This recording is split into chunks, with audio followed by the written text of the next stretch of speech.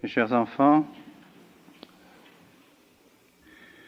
depuis déjà longtemps, certainement, vous vous êtes préparés à ce sacrement de confirmation.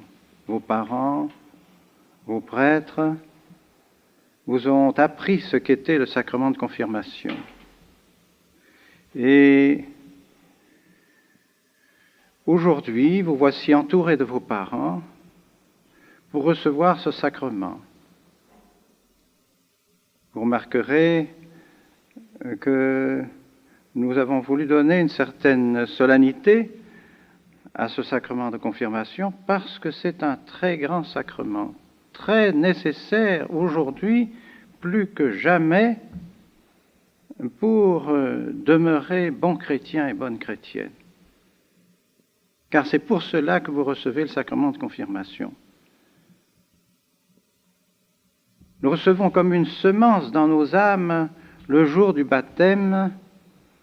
Lorsque la grâce du baptême descend dans nos âmes, c'est une semence qui doit croître et qui doit envahir toutes nos âmes intégralement, tout entières, faire devenir nos âmes parfaitement chrétiennes, parfaitement soumises à notre Seigneur, remplies de l'Esprit de notre Seigneur. Et c'est précisément cela que notre Seigneur a voulu, que tous les sacrements ajoutent à la grâce du baptême une force encore particulière afin de nous aider à donner nos âmes complètement à notre Seigneur Jésus-Christ. Que nous soyons complètement sous la domination de notre Seigneur Jésus-Christ. Qu'est-ce qu'un chrétien? C'est celui qui est un autre Christ, celui qui est tout entier donné à notre Seigneur Jésus-Christ, tout entier soumis à notre Seigneur Jésus-Christ, désireux que son règne arrive, c'est ce que vous dites dans le Notre Père, que votre règne arrive, que votre volonté soit faite sur la terre comme au ciel. Vous le répéterez encore tout à l'heure. Eh bien, la grâce que vous recevez, grâce du baptême, grâce du sacrement de confirmation, grâce de tous les sacrements, de la Sainte Eucharistie en particulier, toutes ces grâces sont faites pour que vos âmes soient tout entières données à notre Seigneur Jésus-Christ. Et ce n'est pas si facile, car notre Seigneur est exigeant. Notre Seigneur veut qu'on l'aime et qu'on n'aime pas autre chose, qu'on n'aime pas des choses qui nous éloignent de lui. Or, aujourd'hui, dans ce monde, et comme toujours d'ailleurs, mais peut-être plus encore aujourd'hui qu'autrefois, parce que la science a fait des découvertes qui permettent malheureusement aux hommes de faire beaucoup de mal et beaucoup plus de scandales qu'autrefois, eh bien ces scandales qui nous entourent veulent nous arracher à notre Seigneur Jésus-Christ. Et le démon se sert de ces moyens pour arracher nos âmes à notre Seigneur Jésus-Christ. Le démon ne veut pas que notre Seigneur Jésus-Christ règne en nous. Il ne veut pas. Il fera tout pendant votre vie, jusqu'à votre dernier soupir, pour essayer de vous arracher à notre Seigneur Jésus-Christ, qui vous a conquis par le baptême, et qui maintenant, aujourd'hui même, va vous conquérir encore, et va devenir votre roi, encore un peu plus par le sacrement de confirmation. Et ça, le démon n'accepte pas ça. Alors il déploie tous les moyens qui sont au service de son intelligence, et il est malin, le démon, je vous assure, est intelligent, avec tous ceux qui sont à son service, et tous ceux qui ici-bas sur la terre se mettent à son service, pour essayer d'empêcher les âmes d'être dans le si doux et si bon règne de notre Seigneur Jésus-Christ. Alors vous allez recevoir ce sacrement de confirmation qui va vous donner une force très grande. Si vous disposez bien vos âmes, si vous fermez vos âmes à la grâce du bon Dieu, notre Seigneur ne peut pas pénétrer dans vos cœurs et dans vos volontés, dans vos intelligences. Mais je suis sûr que vos âmes sont très bien disposées, toutes disposées à faire la volonté de notre Seigneur. Et c'est pourquoi certainement la grâce que vous allez recevoir dans quelques instants va transformer vos âmes à nouveau. Et c'est pourquoi il est très important de recevoir la grâce du sacrement. Et c'est notre Seigneur qui a fait ces sacrements. Ce n'est pas nous qui les avons inventés. Ce n'est pas l'Église qui a inventé ces sacrements. C'est notre Seigneur lui-même. C'est l'Église qui nous l'enseigne. Notre Seigneur lui-même qui a voulu ce sacrement de confirmation. Par conséquent, nous ne pouvons pas faire n'importe quoi, n'importe quelle prière, n'importe quel rite, n'importe quel geste pour recevoir le sacrement de confirmation. Si je vous disais dans quelques instants, au lieu de dire la prière qui est marquée sur le pontifical pour donner le sacrement de confirmation, si j'inventais une prière à moi, comme par exemple, recevez le Saint-Esprit, si je disais que cela tout à l'heure, en imposant la main sur vos têtes et en signant votre front du signe de la croix, eh bien vous ne recevriez pas la grâce. Vous n'auriez pas la grâce du sacrement de confirmation. Vous auriez fait une très belle réunion ici à Écône, mais vous repartiriez sans la grâce de la confirmation. Alors, est-ce que c'est ça que vos parents désirent? Vos parents vous ont amené ici pour faire une prière simplement, puis retourner chez vous sans avoir reçu la grâce de la confirmation? C'est pour ça qu'ils vous ont amené ici? Certainement pas. Ils vous ont amené ici pour être sûrs, au contraire, pour être tout à fait certain que je ferai sur vous le rite que l'Église a toujours fait, que l'Église a fait depuis des siècles.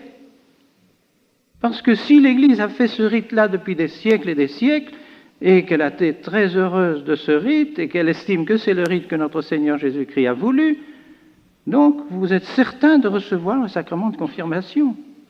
Même si j'étais, par exemple, distrait en vous donnant le sacrement de confirmation, vous auriez quand même le sacrement de confirmation, parce que j'aurais fait le rite que l'Église a toujours fait, et que, dans mon intention, je veux faire ce que l'Église a toujours fait. Voilà ce qui est nécessaire pour la validité du sacrement, ce qu'on appelle la validité du sacrement, c'est-à-dire que la grâce descende vraiment dans vos âmes. Ceci est très important. On ne fait pas n'importe quoi. Les sacrements ont été institués par notre Seigneur Jésus-Christ. C'est pourquoi aujourd'hui, la situation de l'Église est très grave, parce que malheureusement, beaucoup de prêtres aujourd'hui, et hélas, il faut dire, même d'évêques, ne veulent plus suivre ce que l'Église a fait autrefois. On veut toujours innover, faire du nouveau, inventer de nouvelles prières, inventer de nouveaux rites, sous le prétexte de mettre l'Église au diapason du temps moderne, des hommes modernes. Mais on ne peut pas changer toute chose dans le rite du sacrement sans risquer de faire disparaître la grâce des sacrements. C'est la même chose avec le saint sacrifice de la messe. Le prêtre ne pourrait pas dire n'importe quelle parole sur l'Eucharistie et croire que notre Seigneur serait présent dans l'Eucharistie. Ce n'est pas vrai. Nous devons prononcer les paroles que l'Église désire que nous prononcions et qui ont été prononcées pendant des siècles.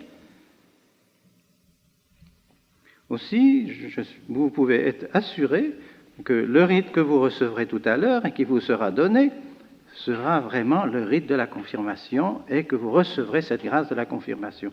Vous repartirez fortifié par le Saint-Esprit, par la grâce du Saint-Esprit.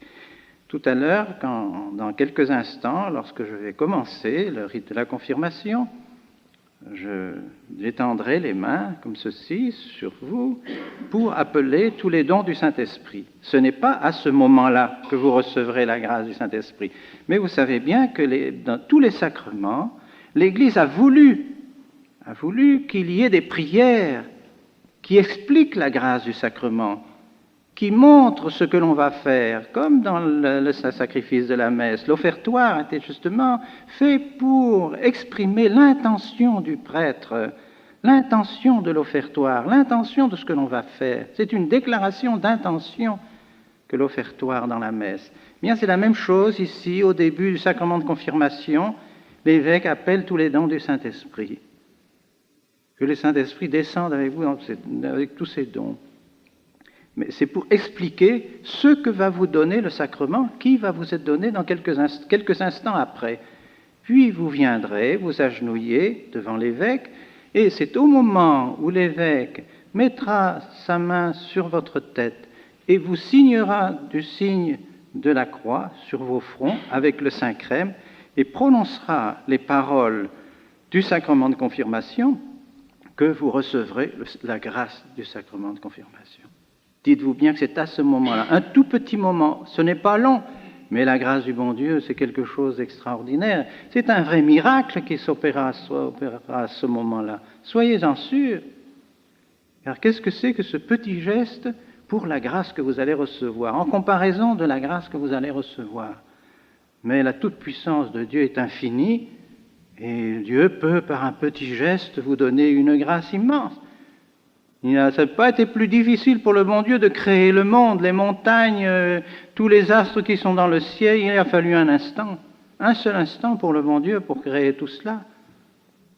Alors, par un petit geste, une petite parole qui est faite sur vous, le bon Dieu peut transformer vos âmes et les donner tout entières à notre Seigneur Jésus-Christ, si vous le voulez, si vous êtes bien disposés.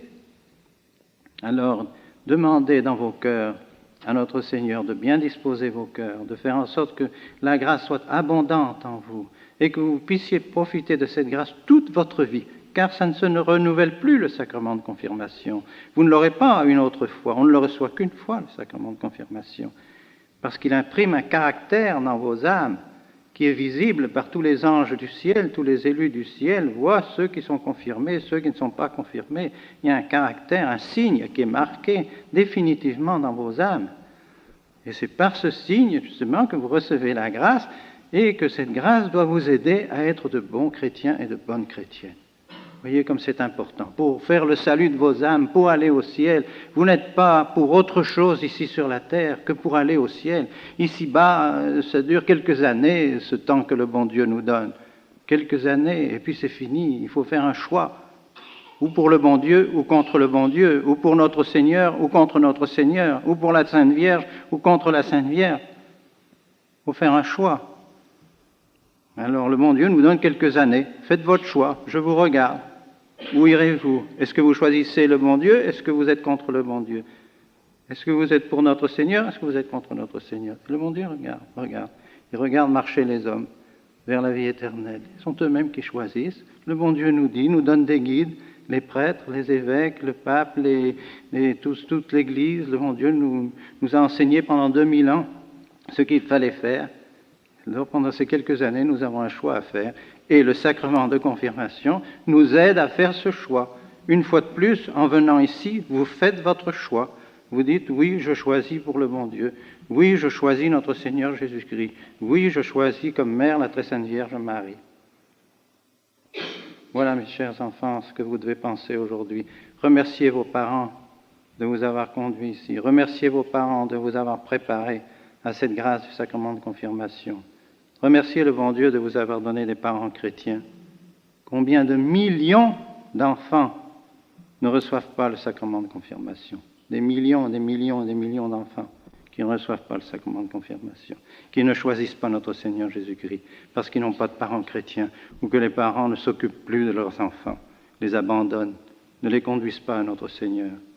Alors remerciez bien le bon Dieu de vous avoir donné de bons parents. Remerciez vos parents. Vous les remercierez encore tout à l'heure à la sortie du sacrement.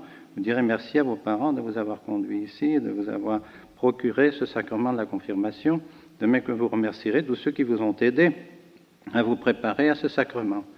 Maintenant, nous allons prier tous ensemble avec vous pour demander au Saint-Esprit de descendre dans vos âmes avec abondance. Et nous le demanderons particulièrement à la très Sainte Vierge Marie, parce que vous savez qu'il n'y a aucune grâce qui est donnée sans la Sainte Vierge Marie. Tout passe par la très Sainte Vierge Marie.